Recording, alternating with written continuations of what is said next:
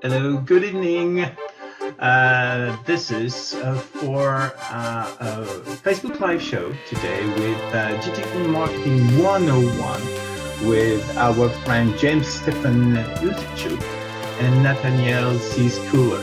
So I'm going to try to have them online with us if I can add Nathaniel and James, no problem. I don't think that would be very long.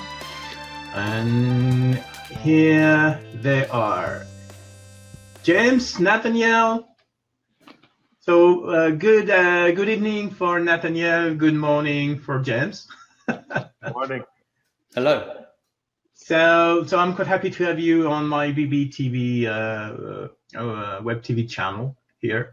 And so this broadcast is broadcasted live from the GSU Solution pages on Facebook. So Nathaniel, I will leave all the microphone and the place to you. I will be in the behind the scene. So James, when you want to have your presentation going, you just mention slide 1, 2, 3, etc., and I will execute. Sounds good. Guys, let's get that started. Thank you very much. Yeah, it's quite an interesting presentation you've got here today, James. I had a brief look at it earlier, and I've made a note of some very useful questions, I think. So I think there's a lot of confusion around marketing, especially for people who are just getting started. A lot of people are confused, and even marketing trainers, they are all generally confused, really, I think, about a lot of things. And I'm looking forward to looking at these slides in a bit more detail and hearing about what you've got to say, really. So I'll let you kick off. Totally. Thanks, Nathaniel. Thanks, Stefan. Really quickly, I'll share a little story about why we're talking about Marketing 101, because I think it's really relevant to what we created with the JSU program and why I'm revisiting it. So for the longest time, I really took what we do as agencies and marketing experts for granted. I would take for granted the terminology, the concepts, the ideas, and just assume everybody has that fundamental understanding. And what I did was I created a program called JSU I guess I accelerated the concept that I wanted to illustrate in a couple of years, and I basically put it into one group a lot sooner than I expected. We had a big conference at Expo Entrepreneur a couple of weeks ago, about 3 weeks ago, and we were featured as an expert on their marketing panel. And we had 8,400 entrepreneurs that were there, and small business owners and founders, and it was a great turnout. We actually sat down and we had appointments with about 300 of them, and a lot of them had no clue where to start. They didn't know the fundamentals, they didn't know the basics, and so I was like, wow, this is a problem, because my agency, we're more high-end and black label in the type of contracts and people we work with, but this was a real opportunity where I saw these people needed help, and the first thing I founded the company on was to help brands grow and tell their story. So this whole concept about JSU and the basics and Marketing 101 is the kind of first step of trying to bring a bit of accessibility of that knowledge back to people who otherwise don't know. So with that said, we can get started, and I can do a little intro on who I am and what my story is about. Can't hear you, Nathaniel. No. Sorry about that, James. I've just turned my microphone off because I've got a clock behind me, you see, and I don't want it messing up the broadcast. So I think there's certainly a lot of confusion about digital strategy and whether brands should actually have one. And I think a lot of people just think that just being on social media is enough. And I've been mulling over this question because I used to do social media for businesses a few years ago, about 5 years ago, and there's a lot of confusion around it. I mean, what's your view on that? I think everybody should be on social, and I think everybody should have some kind of marketing plan. It's really important to understand that there's more to it than just the whole adage of build it and they will come.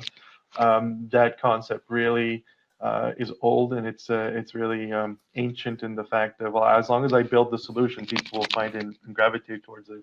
But the fact is that I think it was in 2015 there was a study that basically was saying how we are subjected both online and offline to about 15,000 ad impressions per day, which is insane when you think about the amount of attention span that someone has versus the amount of time they're investing in it versus what they're actually going to be. Are they going to take any action? So you have to wonder what's the value in just being on social. And so going back to the old concept of the IDA theory, which is attention, interest, desire, and action.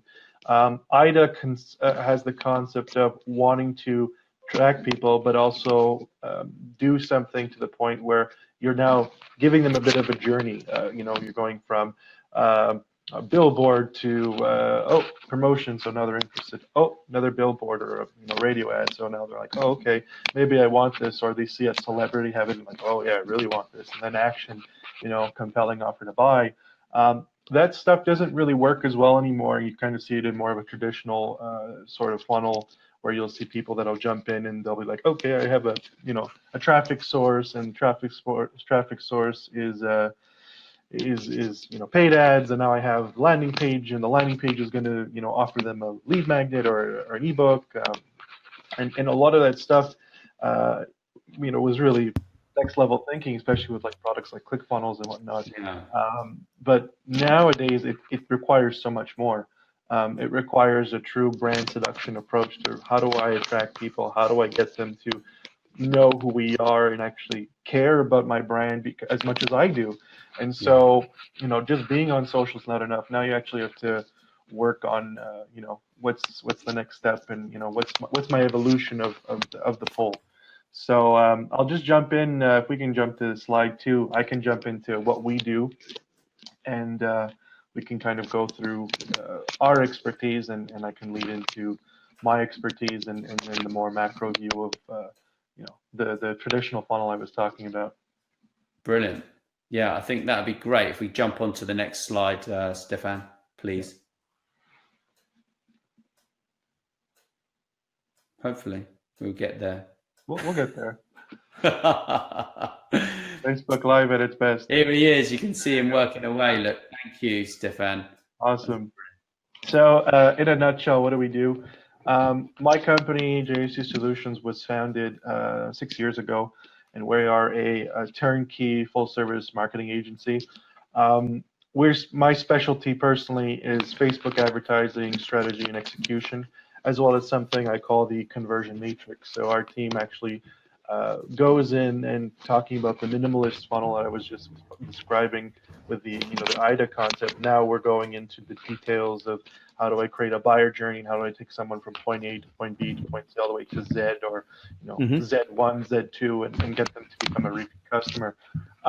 We typically work with we're picky with who we work with. We're very selective. So we work with companies that we believe in. We have to like their core values. They have to match with ours. We have to like what they're offering in terms of USP. We have to like what they're bringing to the table in terms of of a product or a service. And so typically we find ourselves working with companies between 20 to 100 employees, and they usually have about $50,000 to $60,000 marketing budget to work with, and so it's usually a nice healthy budget for us to work our magic.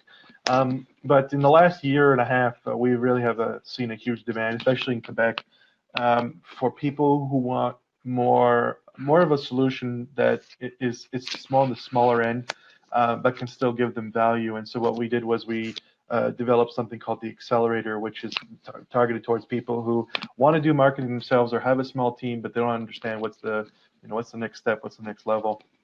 And so that's like a mentorship program. So we created that for them, and we only take 15 to 20 members a year.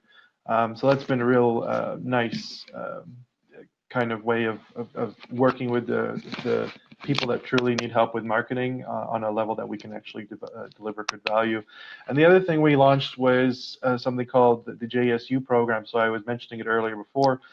It's basically this platform that's subscription based, and in there, we're, for the first time ever, peeling back the veil of our secrets, as well as giving our own expertise to all the members there. So from talking about the conversion matrix, which I'll go through in this presentation, to what it is we do in terms of coaching, doing one-on-one Facebook Live coaching, doing full-on brand rebranding giveaways, and doing exclusive content workshops, you name it.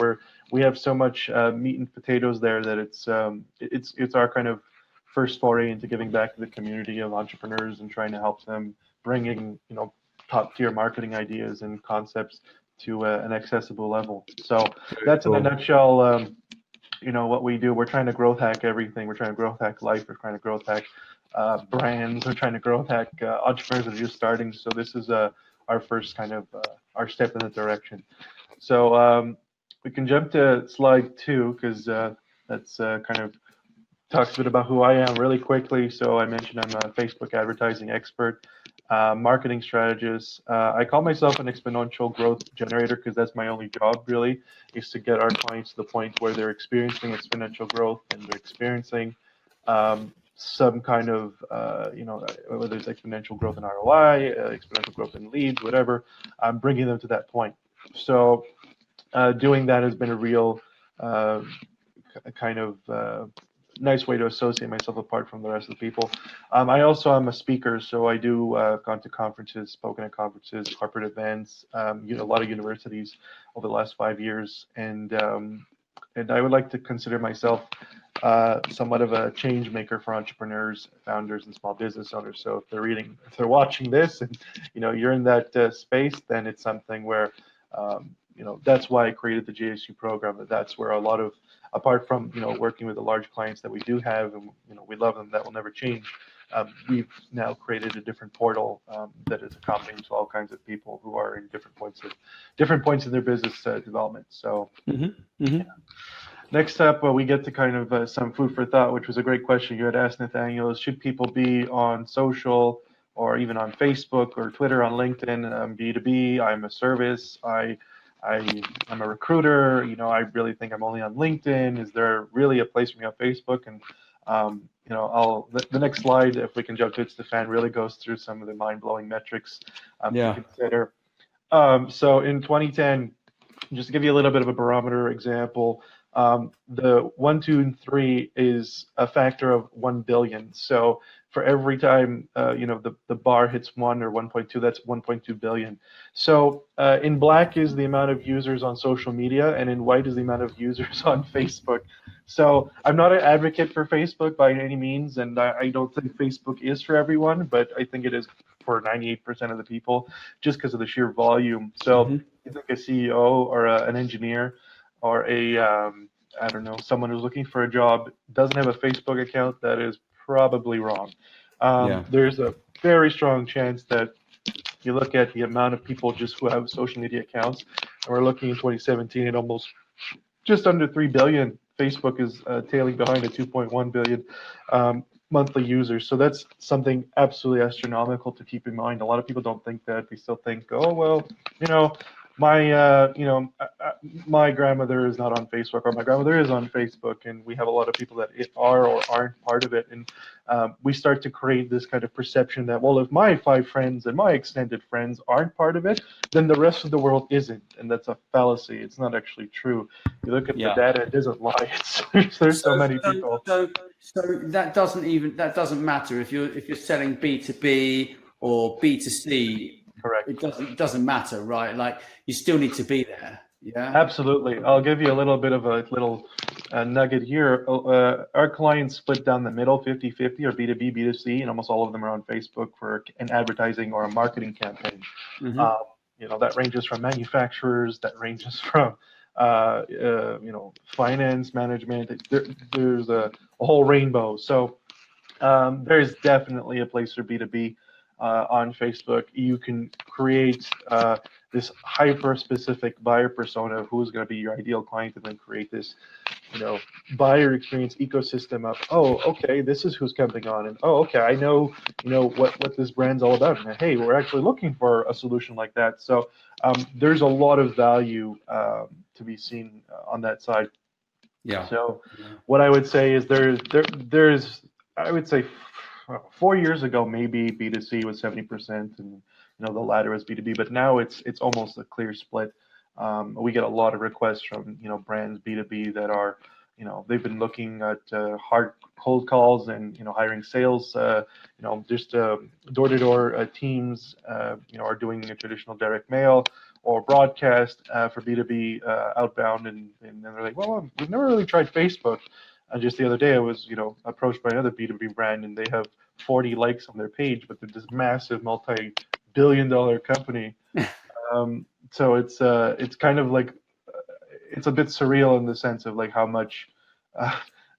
many people that want to be on Facebook and who are on B2B really ignore it. And so now we're coming into this pivot point in our lifetime or in our brand's lifetime where now everybody needs to be on Facebook for lead generation. So it's definitely a point where you have no choice whether you're B2B or B2C. It's kind of inevitable.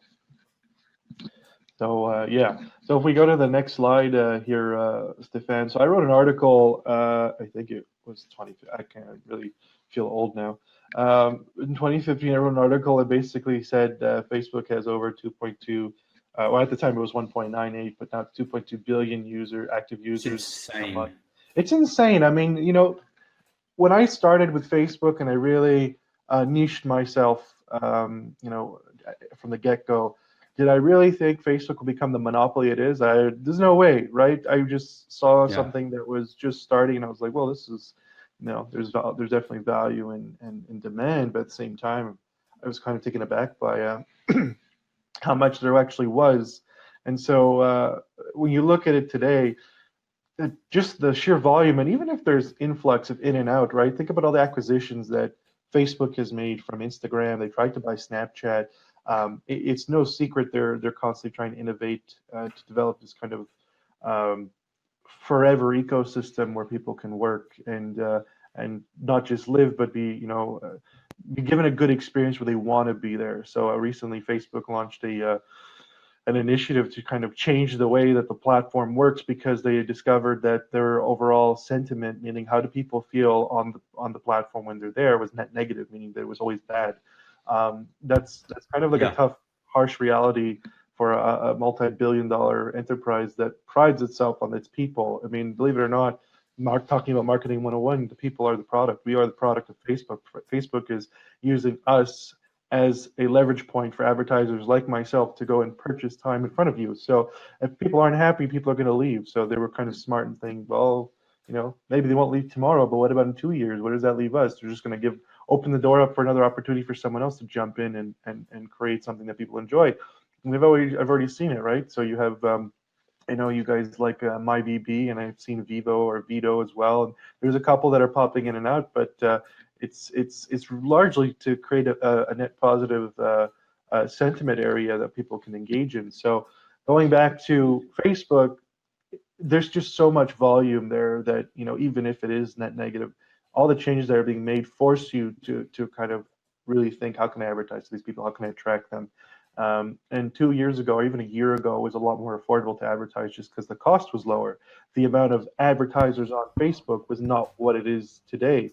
So with that in mind, the cost has gone down, but the cost has gone up, and so has the demand. And because the demand has gone up, now you have people that with the $200 monthly budget could have spent something and actually got 10 or 15 leads last year. Now they're getting 1 or 2 and freaking out and calling us. And so it's a whole different way of thinking. And now you have to really think, okay, how can I go beyond just advertising? And that's kind of where you get into funnel marketing and like I keep talking about the conversion matrix, but that's how you get to that point.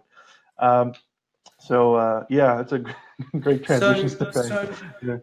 Yeah, I mean, I think there's a lot of problems with low quality ads, and obviously that's the major reason: bad targeting, low quality ads, etc.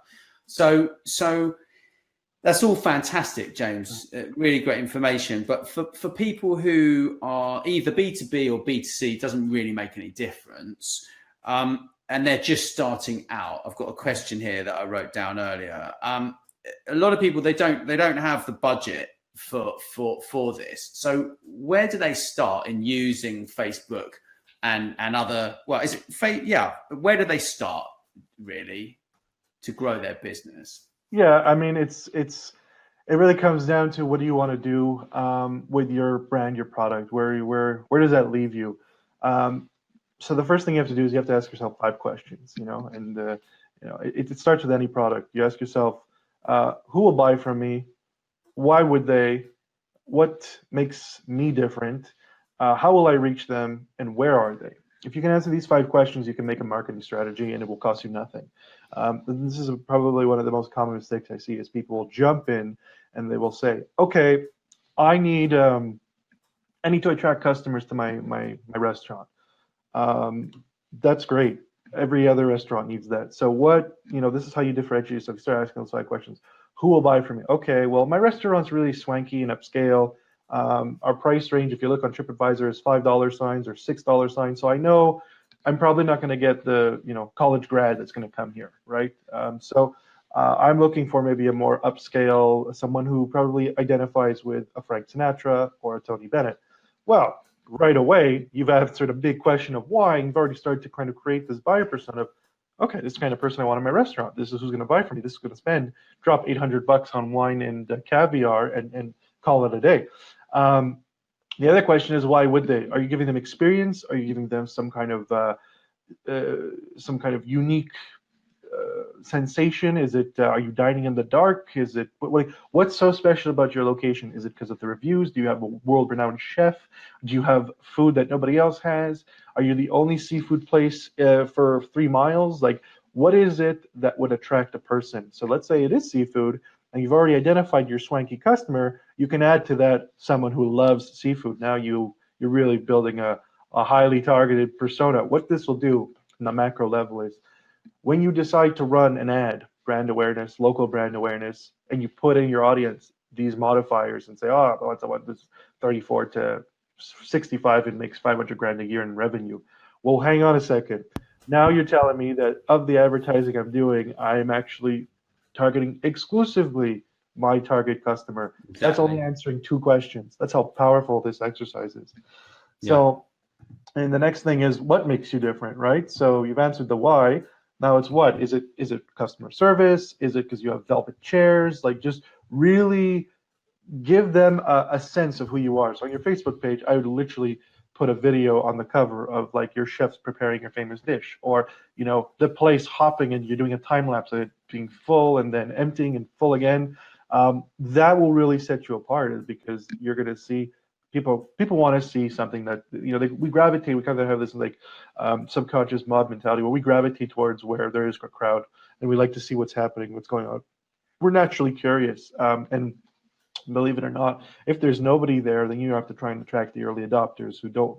They're not shy to try something new, but the majority of people gravitate towards where the path has already been paved for them. So that's a real important thing. But if you can do that, you're now giving them a sense of like, oh, this is what it is. This is awesome. I love this. I love this experience. I'm not even there yet. I haven't even tried it. But 5 reviews, a time-lapse video, I'm sold. This looks like an amazing time. Now the question is, how are you going to reach them? Everybody thinks Facebook ads, but it's not only the case. Just because I'm a Facebook ad specialist doesn't mean I tell everybody I coach do Facebook ads. You could do something, and this was the advice I kept repeating at that conference. You can do influencer marketing. Find 15 or 20 foodies that are on Instagram who literally don't write blogs. They just capture shots of food. Invite them all, give them a free stay in exchange for some TLC on their tender loving care on their Instagram page, and connect to you. That's the only currency you care about. You care about the vetting from their audience and from their own image onto your brand, so that you can say, oh, wow, this person said you have to go here. Well, now it's a little bit more than What's happening around now? It's, Tom, Dick, and Harry saying this is the place to be, and Tom, Dick, and Harry only go to the best. So that in itself is a very powerful way of reaching out to people. The other thing is we can do a Facebook Live, like what we're doing right now. You can actually go in and literally sit down next to your customer and ask them if they want to do a Facebook Live with you, and that can be your pull. You can use that as a method of attracting people.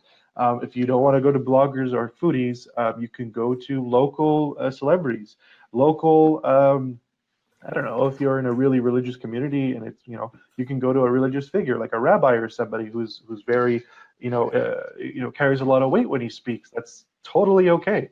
As long as you disclose that this is like a working relationship. The whole thing with Instagram and influencers in the last 3 months or 4 months was now they have to disclose which kind of influencer deals and partnerships are being made, or else it's kind of taboo, which I agree with. I think it's about being transparent, but at the same time, you have to take into consideration that influencers most likely than not don't just take any customer that gives them money. It has to fit their ideal, or else nobody's going to go, and nobody's going to trust this guy again if he's to a bad restaurant. So that's a real core component when figuring out how to reach your guy or your ideal type A customer. And the final question is, where are they? So we can go into that a little bit later, but essentially, identify which platform it is. So if you know the platform, you know how you understand the metrics that you're interested in. So if it's Instagram, you want follows, you want engagement, how many people like and comment and share. If it's Facebook, you want page size, you want also engagement. If it's Twitter, you want followers, you want to know retweets, you want to know do they pin tweets, all that kind of stuff. Understanding the platform will help you understand who to target, which will help answer your how will I reach them, and that will also help tie in the what makes you different, how can I place myself on that platform, and kind of go through the sequence methodically. But it's a real legitimate exercise that not enough people do, and when you start to do it, you start to see the people flock in, or the leads flow in. It's really more simple than people think, and it's the fundamentals that are really important going forward. So the next question is, I just kind of went over this. You have to understand, who will buy from me? Is it a millennial? Is it a brand? Is it a B2B? And you have to, kind of what I was just saying about influencers, the important thing is to know not everybody's a customer. Usually, unless you're a brand that starts with W and ends with Mart, they're about the only one that they would have almost anybody as a customer. And their business model is a little different, where they beat the best price with their trademarked specials and whatnot. But at the same time, I'm an agency. I have a particular aesthetic. I have a particular set of core values that I hold very dear. The question becomes, who do I want to work with, right? I've refused more people than I've taken on the last 6 years, just because I don't believe in their idea. I don't believe in their product. I don't like the person. That has to line up. I mean, Nathaniel, I'm sure you can attest to that when we're talking about personal branding. There's a lot of people you have to really click with, or else it doesn't work out. Well, you know that they're going to complain. You know that they're going to be difficult to deal with. You know they're going to cause you a headache. They're going to be rude to your team. And if they don't understand that very quickly from the moment they kick off working with you, then I think you need to just get rid of them. Unfortunate, but I think sometimes you may need to fire them, and then it makes room for good clients, right? I mean, the more bad ones you get, the closer you become to finding the right clients, right? I mean, that's how I look at it. It's so true. It's so true. You're bang on. And also you got to reduce that 80-20. 20% of your money, 80% of your effort. And the 80% of your time for 20% of your money. And I think the more choosy you are, the more profitable your business is going to be, and the better life you're going to have for your team, and your staff retention's better. There are so many reasons. So, and then your clients rave about you. They become raving fans, and they tell all their friends, and it's like, it's just so much better, much better. It's so amazing when you're talking about clients and what they'll say about you.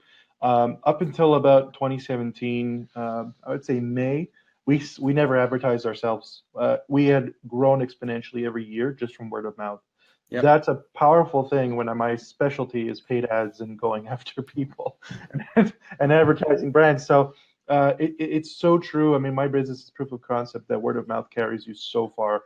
I get maybe a couple of emails every few weeks that say, "Hey, what's I was referred to you by so and so in Toronto," and I'm like, okay, I'll have to go through my catalog and see how many people I know in Toronto. Or I was referred to you by so and so in California. I was like, no way. Like it's such a small world, but just that alone carries so much weight. Yeah. It does a lot of things. It pre-vets a person. If it's coming from a person I trust and they're coming through that channel, I trust it a lot more than if it's someone who is kind of foreign, who's kind of feeling the waters, trying to get a bidding war going for lowest price. In which case, I back out right away. There's a lot of value into looking for who's how are they coming from and so on and so forth. The best website you can check out is our website, jsusolutions.com. There's a link as well at the end of the presentation which references the JSU program. So I'll go over that later.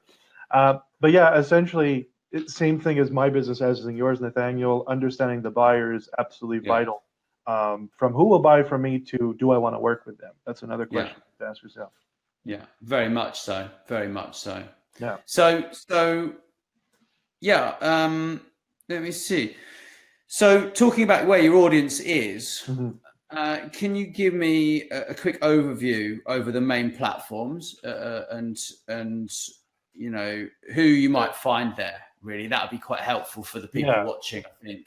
Yeah, of course. So typically on Facebook, you'll get a lot of Gen X, later or older millennials, so between 28, 27, and going into 40s and 50s easy. I know the baby boomer generation, the Gen X generation, they're definitely the most predominant there. So an example, you're a B2B brand and you're trying to target an engineer 10 years in the field, and you still got another 15 years to go. Just by job title and a couple of interests like CATIA programs, Innovia, whatever, you can really pinpoint out. It's definitely on Facebook, and the audience is about 230,000 I can advertise to. So they're definitely on there. Twitter, it's predominantly male-centric, very popular with sports brands, very popular with because it's such a fast-paced environment, right? I think a tweet lasts all of like 3 minutes in terms of like its actual impact, and then you have to do it again, or you have to figure out like what's the next way I can give value. That in itself is it's so potent for some brands that are very immediate, very instant. So let's say it's an event and you have a lot of people participating and they want to express themselves and want to jump right away. Twitter is an excellent platform. I believe they're heavily 29 to 44 age range in terms of the demographic you find. It's definitely more male centric, but so you look at one of the most successful niches for Twitter is definitely sports. If you look at the NFL, if you look at Super Bowl, if you look at CFL, you look at Grey Cup, you look at Montreal Canadiens, you look at Toronto cricket, you're going to get a lot of people engaging really quickly, and so you're going to find a real successful niche there. Instagram, you have more millennials there that are more on the side of because you have two kinds, right? You have I think they're called the digital nomad generation, where they're the younger version of the millennial, or the newest generation. They're primarily on Snapchat, but Instagram, you have a huge millennial following. A lot of them want to be into the modeling, or they follow Instagram.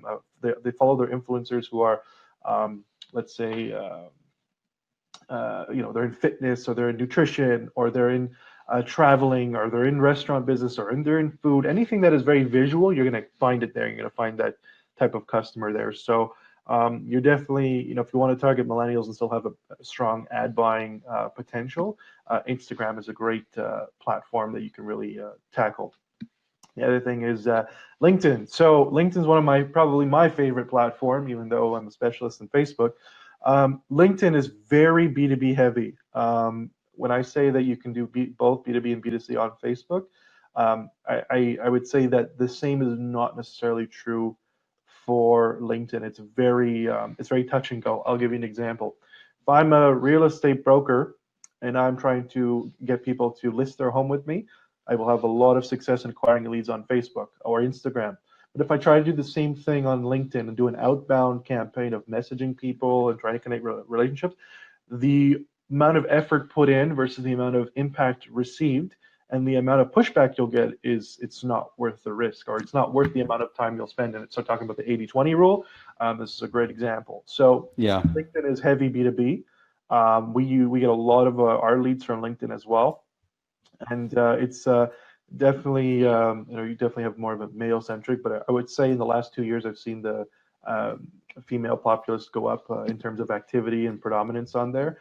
It's great for recruiters. It's great for anybody who has a product that I would say is more than $100 or $500, and they've identified clearly who their audience is. So if I have startup tech and I have a SaaS product and I want to give them a free demo, I can easily target them in you use Sales Navigator. You go into the search and just say, boom, I know who I'm looking for. I'm looking for CFOs and CMOs of startup tech, and they have less than 5 employees.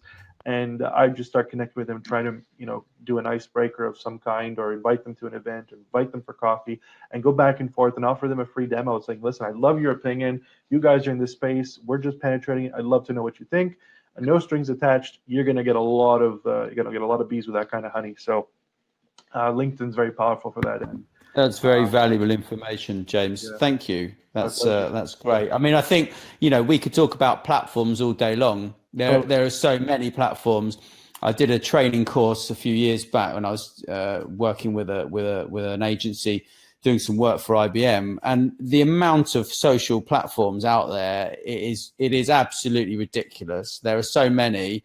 I think there are over 650, maybe, probably 800, 900 now. I'm scratching the surface here. What I'm doing over these, they're like the big players are Facebook, Instagram, Snapchat, Twitter, LinkedIn, Pinterest. But I mean, we haven't even talked about Reddit. Reddit has the most powerful, passionate fan base that is highly scrutinized when it comes to being advertised to. But if you can really make your way into that market, you get instant brand evangelists that will push your product into oblivion. It'll pay dividends immensely. I know, but they don't like being sold to, do they? A lot of people, and that's the major problem, isn't it? It's targeting the right people at the right time, really. Yeah, it's all about authenticity and really being part of the community before you had a motivation. That's the really important thing, to understand the ecosystem and to understand what works for them, and to really give value, and then some more value, and then propose something. I find Reddit's really good for products. It's really good for if you want to do. There's a huge entrepreneur community. There's like 93,000 on their subreddit forum. There's a lot of different niches. Yeah, so there's definitely like a nut to crack there. It just requires a lot more TLC. In the recent or the next couple of years, I would say the next thing is to find someone or develop some kind of approach where you can really give them more added value when you're marketing on Reddit. That's the real value there, is to create that sense of relationship and back. I know you're not trying to just get a quick dime. It's those that don't invest. I mean, the concept conversion matrix that I keep talking about, it relies on this concept, but essentially, if you just try to push your product or pull an audience to your product cold, you're gonna get stumped and hammered with a bunch of negative feedback and saying this is disgenuine, I hate this product, and the adverse effect will happen. You'll actually get a lot of negative feedback that'll damage your brand, or it could very well ruin your brand. I've seen CEOs overthrown because they didn't ask me anything and it didn't end up the way they wanted it to, and so now they have to go through this whole PR thing, and it's a mess. So Reddit's beautiful, but it's also you have to know what you're doing. But just to your point, Nathaniel, I've scraped the surface. I haven't even talked about WhatsApp. I haven't even talked about WeChat. I haven't talked about Viking. There's so many other. Well, there are categories. I mean, there are probably 30 different categories, right? I mean, it's pretty insane, really. But I think sticking with the ones that are working right now is the way to go. I mean, we're very big into personal branding, as you know, right? And so we use bb.com, which is absolutely brilliant. but I think your conversion matrix, I'm quite excited to actually hear a bit about that. So did you want to kind of, should we move on to the next sort of slide? Because I know we've got like, we're doing some of these for the next few weeks, right? We're doing another 11. This plan. Yeah, exactly. Yeah. So it's quite exciting. And I think if we give everyone all this information right now, it might be kind of a bit much for them. So yeah, sorry, I missed this question a minute ago. It popped up. It's difficult because I got my camera up here and my phone over here and the laptop over there and then the microphone. I had to move because I was kind of uncomfortable. So sorry to. It's the first time I've done this from this new venue. See, I've got this great spot here. Beautiful. Yeah, I like the purple couch. It's cool and it fits in with your brand colors. So I especially found this the purple here for the JSU solutions. So will you be offering online training webinars open to solopreneurs is what so the this question short answer to that is absolutely. We're going to be, so we launched this program called the JSU group. It's a paid group platform. There's a link, basically grow.jsusolutions.com/JSU. You'll see the link later on, but essentially it's all the stuff I'm talking about to the nth degree. I'm going into detail. I'm going into strategies I've learned. I'm not really holding back anymore. I'm taking what we would do in our mentorship program and what we do for our clients, and I'm cramming it into digestible bite-sized pieces month by month. And so we're going, I think March is actually Facebook month. And so we're going to go through ad strategy. We're going to go through concepts. We're going to go through the fundamentals of it. Then we have a couple other months. LinkedIn, I'm going to have special guests. I'm going to have people that, I have very good relationships with that I'm going to get. We have special prices on their software and their services or their, whatever offering they have. It's all about fostering a community that can actually be enabled and have accessibility to a product. So that's already been launched, and everybody will get to see it again. I'm going to jump into the conversion matrix, but I first want to just touch on what a traditional funnel looks like really quickly, just so people can get where I'm coming from, where we developed the conversion matrix. So essentially, it goes from paid ads, so a Facebook ad, Twitter, LinkedIn, wherever, to a lead magnet. That's usually an ebook or something where you're trying to capture an email. Then it goes to a thank you tripwire, which basically you put a pixel and then you retarget people. It also goes through an email. So hold on, let's stop a second, because there are going to be many people that have got no idea what a funnel is. They've got no idea what a pixel is, and this is going to confuse them, and they're going to bounce off and disappear. So so first of all, a funnel is a way of educating the consumer or the purchaser that your service is right for them, the product is right for them, or the service is right for them at the time when they need it, right? That's where a funnel is. And a funnel is an educational process map of where a person becomes someone who knows nothing about this product or service that might be perfect for them, to the point of them holding their hand up and saying they're ready to buy, right? That's right. Okay. So traditional funnel has maybe 4 or 5 elements to it, and then it's all about repetition and how can I refine and so on and so forth. So this takes into account the IDA principle I was talking about. So attention, interest, desire, and action. So if you literally just split it up and started dividing it by chunks, you could see the first 2 steps are attention, second is interest, and so on and so forth. But this concept is a little old. I agree. The lead funnel's broken, James. It's broken into pieces. It doesn't work anymore. It really doesn't. And what happens with this, just for frame of reference, is people will start doing it. They'll see it to start working, and then 2 weeks later, their cost goes from, okay, I'm getting an email of a legitimate lead at $8. Now it's $30 because it's not effective. It works for maybe 0.1% of people you're trying to attract. So we came up with this solution 5 years ago of how to map a proper funnel. We called it the conversion matrix. So where did you come up with that name, James? Conversion matrix. That's a great question. For a long time we were calling it the growth hacking funnel, but I sat down with our team and we were like, guys, we got to call this something better. And I sat down with my lead copywriter, Travis, and we had a good laugh, and we were just going back and forth, and we're like, you know what, this is kind of like the Matrix, where you're jacked in, and you know everything's just happening to you, and you're seduced by it, you enjoy it, but not in a creepy way, in a way of like, this is an experience I want, this is an experience I covet. And so that's how we kind of got the name Matrix. And then conversion, well, that's the whole point, it converts people. So we called it the conversion matrix. For the people that don't understand what a conversion is when someone buys something. A conversion is when someone has actually paid the money and the money's in the bank, right? It's not a, oh yeah, I'd love to buy that kind of stuff. A conversion is, here's the money, I'm pushing the button, and here it is, push the button, right? So you mentioned something called a pixel earlier. I know what a pixel is. And most people probably watching this are not going to know what on earth a pixel is. So what is pixel? A pixel is a line of code that we basically paste into a landing page or a website. And based off of where we place it, it tells us what action they did. So I'll give you an example. If I send them an ad, the ad goes to a landing page, and the landing page asks for an email.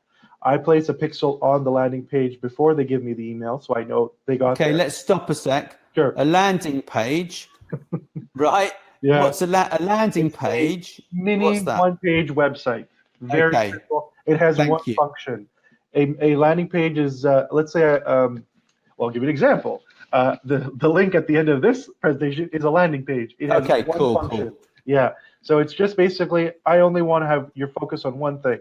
What you're going to get inside, and an email capture, or you're opting in for something. So right now, the pixel, let's just be really simplistic about the pixel. The pixel is just tracking someone's behavior, so then you know more about them, and you can actually potentially target them somewhere else on a different platform, or even on Facebook or somewhere else, so that you can follow them around and actually deliver something they might not have purchased. They might have visited a page where they just filled in their details. Maybe the doorbell rang, or maybe they spilt their tea on their laptop and they forgot all about you. So then you can go and track them, and then you're away, right? Well, I'll give you another example. So let's say I'm trying to sell art, because I see Joyce, Kristen Murphy is on the video. I spotted that. Yeah. Yeah, she's awesome. So let's say I'm trying to sell art. And I want people to see my most expensive collection, and I want to attract them. I show them an ad, and I don't tell price. I just say, click to learn more, and they see my beautiful piece of art. They click to learn more, and they see it's $10,000. I'm like, for the buyer persona I'm looking for, that's too expensive for me. So then they leave. Because they landed there, I know that they went but didn't convert, right? So it's we'll call it like an abandonment. So the next thing I do is I take the people who went there and redistribute another ad for something like a special or an offer. So let's say I see something else that is identical in style, but took me less time to make, and is smaller. And I say, hey, sorry you weren't interested in this. I'm giving a one-time only offer, and it's $350. They're like, whoa, 10 grand, $300. Boom, and they buy it there and then. Exactly. So, okay, thank you for clearing that up. I know you're going to go into a lot more detail on that later in the further videos. I think we need to certainly put a good piece of content around that, so people can really understand the capabilities, the possibilities of tracking, and actually what you can do with it. But in the meantime, the conversion matrix that you're talking about, what are the nuts and bolts, the real simple elements that people can get in their head from this matrix, please? So the nuts and bolts are essentially, here's what it does. The conversion matrix basically makes a algorithmic proof way of advertising and reaching customers. You don't have to pay ads, but you have to find a way to get a traffic source.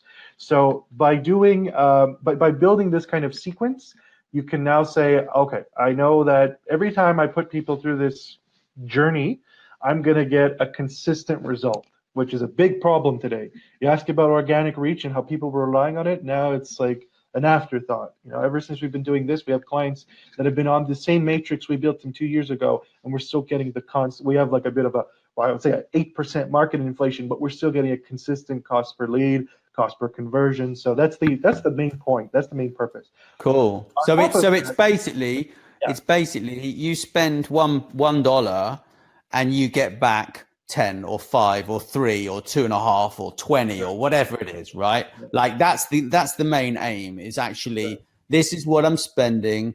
This is the time and the cost per sale. How much does it cost me to get a sale, right? That's what we're talking about here. Exactly. So not only that, but it also constantly drops the cost. That's the idea, is as we create, and it focuses on the principle of creating touch points. So one point I have here is that essentially it's a whole bunch of stuff, but it's basically a buyer's journey on steroids. That's what it is. It really focuses on creating value and giving value to the point where people say, this is a no-brainer. This is really what I'm looking for. I've been obsessing over it for the last 3 weeks and I can't get out of my head. I need to buy this, or I need to jump in and go to this restaurant, or I need to hang that piece of art on my wall because I'm afraid, because it's one of a kind, I will lose out on it, and it's perfect. But I'm also obsessed with what it can bring me, what value it means to me. So, and an example, we did this same concept for a big organization in Quebec, and they had 52 different entities. And so what we did was we took this, we made it at a micro level, and we basically attributed, we give every entity its own buyer persona, and then we put them through this journey of, a piece of content, so a Facebook post, and then a video, and then if they saw the video, we sent them another post, and then we sent them another a link to visit something. We before we asked for anything, we literally put them through an experience.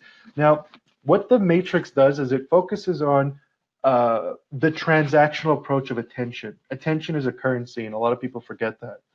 So the idea is that we're constantly getting to a point where every little step we're taking point 1, point 2, point 3, point 4, point 5 up until point 15 or 30 or 100 depending on the product, and we're looking for how many times can we buy your attention, how much time can we ask for it. Even a click is a form of currency.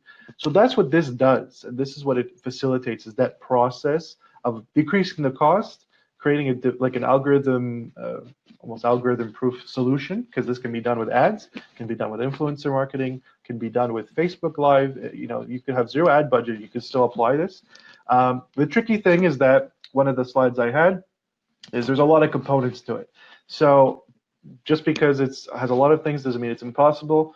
And a lot of people are like, oh, it's great, you lost me, there's no way I can build this. That's not true. So the whole reason why I built the JSU group is to educate and teach this part. So this requires a lot more than one video, as you can see. Just going back and forth with you, Nathaniel, I could talk on this stuff for days.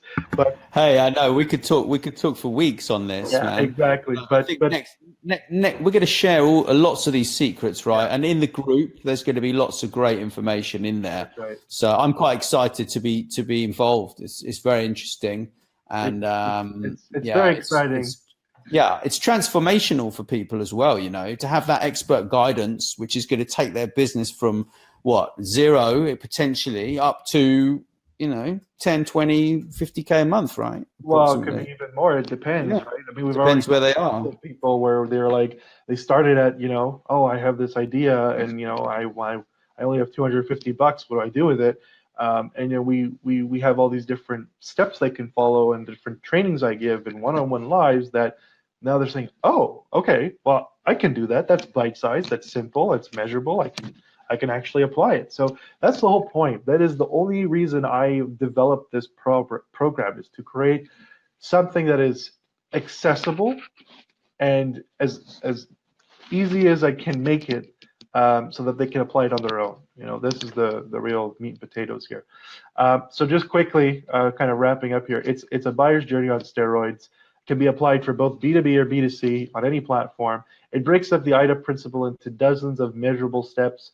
And it can vary in complexity. You're either selling a $100,000 product, or you're selling a $9.99 opt-in, or you're just trying to get an ebook, or you're trying to drive people to your actual restaurant, pub, event. There's really, I've applied this in so many different ways, and it's worked great. In some instances, the more complex the price, the more touch points we need. But this is where, how can I make our own? How can you make your own? I would strongly suggest to visit our group called the JSU program. So the link is grow.jsusolutions.com/JSU. And in it, there is so much stuff, Nathaniel, you wouldn't believe. Like, I remember when I first started telling you about it, you were kind of like jaw hit the floor. I had to scrape it up with a shovel. There's a lot of stuff, talking from exclusive JSU content. The conversion matrix is exclusive JSU content. I have built this myself from the ground up. Nobody see. I gave a webinar with Hootsuite last week. It was the first time I ever disclosed what the hell it was and how it worked. So this is really the meat and potatoes of my identity, what I've done, and I want to start sharing it, because I think it's to a point where people need to have this accessible. We're also doing something called Marketers Collection. We have tools we've developed, templates. We're giving that all for free in the group. There is no upsell. This is what it is for the time being. We'll eventually probably make custom tools made for that group exclusively. Like, I'll give you an example. I was talking with Stefan, like, funky Chrome extensions that'll do your advertising for you. I don't know. Like, I have a couple of ideas that are kind of like stewing in there that we're going to develop as well. We have marketing templates. It's an ultimate networking resource. We're going to be having events. Our guys will get free entry into the event. They're going to have opportunity to network with people, learn from experts. I have a laundry list of panel experts that I will be interviewing and bringing in and going back and forth on a dialogue over the next year. So it's going to be really exciting. You're obviously going to learn marketing strategies beyond the conversion matrix. A lot of people ask about influencer marketing. They're going to get in there. There's going to be a live Q&A with me personally, at least once a month, depending on popularity. We might do it a bit more. This stuff people pay $1,000 for, flat out, for a 90-minute session. I'm not even joking. So I'm putting that in there for free as a thank you. I'm trying to help as big as I can. We're going to be doing live, like Facebook Live, creating buyer personas and also doing competitor analysis and giving you reports. So there's going to be a lot of like juicy, actionable, holy smokes, I can't believe this is happening content going on in there. And like I said, we're going to have a spotlight series as well, picking entrepreneurs we like and going through what they're doing well and how they can do it themselves. So that's my kind of Cole's notes. If you want to know about the conversion matrix, you want to know how to apply it, go visit the grow.jsusolutions.com/JSU, and you will we'll show you the step-by-step, and you'll get so much more value than just that. You'll actually see the measurable results of seeing your business grow by being a member. So it's a very exciting time. So that was quite great. Thank you. I think like people like it a lot because actually it's first authentic. Yeah. And you've been very generous by bringing so much on the table for the audience. Actually, I was behind the scene helping you to shuffle the slides, but at some point I see that you've surprised me, and that's quite a hard thing to do. Actually, the slide were remotely controlled by James inside a remote control system, and I loved it. At that point, I said, if someone is doing my job, that's good. Yeah, well, it was fun. Wow. I was the platform, and I was like, wait, is this me or is this Stefan? I'm like, oh man, it's me. Okay. Yeah. So it's like two pilots on the same airplane. Like, I'm steering left, he's steering right. So I decided, you know what, James, you want to be the pilot? Okay, I'm going to talk with these stewardess in the back of the plane. All right, see you later. Yeah, that was great. You need me for landing, I'll be there. And the other part that surprised me as well was the part where people liked it a lot, because we didn't make any big powwow and yelling in the street that, hey, we're going to be live there, haha, come and see us. Actually, I think the current statistics were 94 people were absolutely, coming there, and watching simultaneously. And then I was looking at the gauge, and I was saying, 25 people, 60, 79, 120, 268. Like, whoa! All right. It's like, thank you. What's gonna happen when we're gonna knock at doors before and send some invitation? That's probably promising. Thank you. And great job. was the first of one of a kind, right? Like again, it's authentic, it's international because we are both sides of the Atlantic, different timetables. People seem to have been entertained. That's quite, when you're doing something for your career, your online business, your B2B company, right? And then you're just, like, how hell, everything that you will see out there is only advertisement or like elevator pitch, etc. In fact, you don't have like a buffet, right, where you can understand, go back and rewind. Like, okay, what is a conventional funnel? What is a funnel? What does conversion is? What a metric is? That's very helpful for people when they know that. So I think we have a weekly appointment then, James, right? That would be the DSU Solution Wednesdays. Mm-hmm. And that would be a rendezvous with the audience then. Absolutely. Yeah. So anything to add for today? Just be sure to visit the JSU or grow.jsusolutions.com/the JSYOU. And you'll be able to get your hands on all the stuff we talked about today. Yeah, and if you want to learn more about what we're saying, then please come and visit next week and or message us. We're real people, right?